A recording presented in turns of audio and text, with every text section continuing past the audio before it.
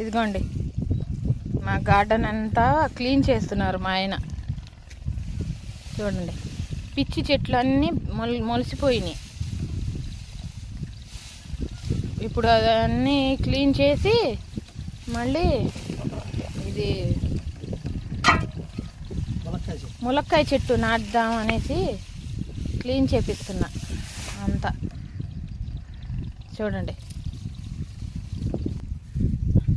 ఇదిగోండి ఈ మొక్క కూడా నిన్న కొమ్మ ఇది మునక్కాయది నాటా.